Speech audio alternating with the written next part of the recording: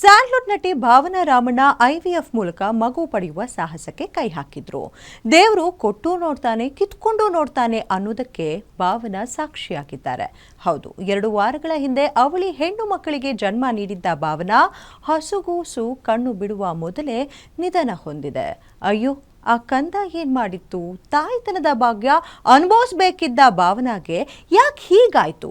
IVF ಇಂದ ಮಗು ಪಡೆಯುವಾಗ ಎದುರಿಸುವಂತಹ ಸವಾಲುಗಳು ಏನು ಅನ್ನೋದನ್ನ ಹೇಳ್ತೀವಿ ನೋಡಿ. ಮಗುವಿನ ನಿರೀಕ್ಷೆಯಲ್ಲಿದ್ದ ಭಾವನಾಗೆ ನಿರಾಸೆ. ಐವಿಎಫ್ ನಿಂದ ಪ್ರಕೃತಿಗೆ ವಿರುದ್ಧವಾಗಿ ಗರ್ಭಿಣಿ ಆಗಿದ್ದ ನಟಿ. ಅವಳಿ ಮಕ್ಕಳಲ್ಲಿ ಹೆರಿಗೆಗೂ ಮುನ್ನ ಕಣ್ಮುಚ್ಚಿದ ಕಂದಮ್ಮ. ಚಂದ್ರಮುಖಿ, ಪ್ರಾಣಸಖಿ, ಇಂತಿ ನಿನ್ನ ಪ್ರೀತಿಯ ಸಿನಿಮಾಗಳು ಖ್ಯಾತಿಯ ಹಿರಿಯ ನಟಿ ಭಾವನಾ ರಾಮಣ್ಣ ಮದುವೆ ಆಗದೇನೆ ತಾಯಿ ಆಗೋಕೆ ಹೊರಟಿದ್ರು. ತಂತ್ರಜ್ಞಾನದ ಮೂಲಕ ಐವಿಎಫ್ ನಿಂದ ತಾಯ್ತನ ಅನುಭವಿಸೋಕೆ ಮುಂದಾಗಿದ್ದರು. ಆ ವಿಷಯವನ್ನ ಅವರು ಅಧಿಕೃತವಾಗಿ ಹೇಳಿಕೊಂಡಾಗ ಎಲ್ಲರೂ ಶಾಕ್ ಆಗಿದ್ರು. ಕುಟುಂಬವನ್ನ ಒಪ್ಪಿಸಿ ಸಮಾಜದ ಟೀಕೆ ಟಿಪ್ಪಣಿಗಳಿಗೆ ಜಗದೆ ಅವಳಿ ಮಕ್ಕಳಿಗೆ ಜನ್ಮ ನೀಡೋಕೆ ಮುಂದಾಗಿದ್ರು.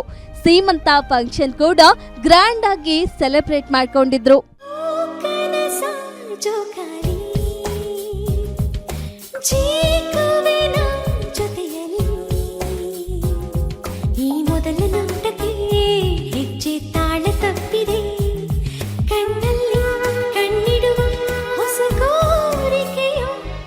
ಆದ್ರೀಗ ಭಾವನಾಗೆ ಆ ಭೀತಿ ಬ್ಯಾಡ್ ನ್ಯೂಸ್ ಕೊಟ್ಟಿದೆ.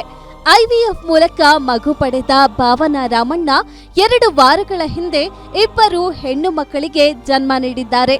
ಆದ್ರೆ ಹುಟ್ಟುತ್ತಲೇ ಒಂದು ಮಗು ನಿಧನವಾಗಿದ್ದು ಮತ್ತೊಂದು ಮಗು ಕ್ಷೇಮವಾಗಿದೆ. ಸದ್ಯ ಒಂದು ಹೆಣ್ಣು ಮಗು ಹಾಗೂ ಭಾವನಾ ಆರೋಗ್ಯವಾಗಿದ್ದು ತಾಯಿ ಗರ್ಭದಿಂದ ಹೊರಬಂದು ಕಣ್ಬಿಟ್ಟು ಪ್ರಪಂಚ ನೋಡುವ ಮೊದಲೇ ಮತ್ತೊಂದು ಮಗು ಕಣ್ಮುಚ್ಚಿರೋದು ನೋವಿನ ಸಂಗತಿ.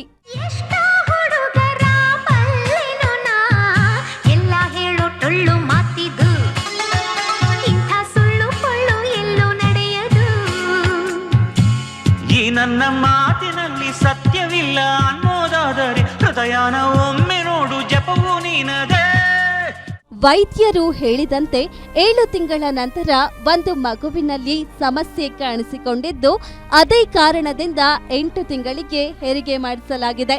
ಪ್ರಕೃತಿಗೆ ವಿರುದ್ಧವಾಗಿ ಏನಾದ್ರೂ ಇಂತಹ ಪ್ರಯೋಗಗಳು ಮಾಡ್ತೀವಿ ಅಂದಾಗ ಅದಕ್ಕೆ ಎಲ್ಲವೂ ಸಹಕರಿಸಲ್ಲ ಅನ್ನೋದಕ್ಕೆ ಇದು ಜ್ವಲಂತ ಸಾಕ್ಷಿ.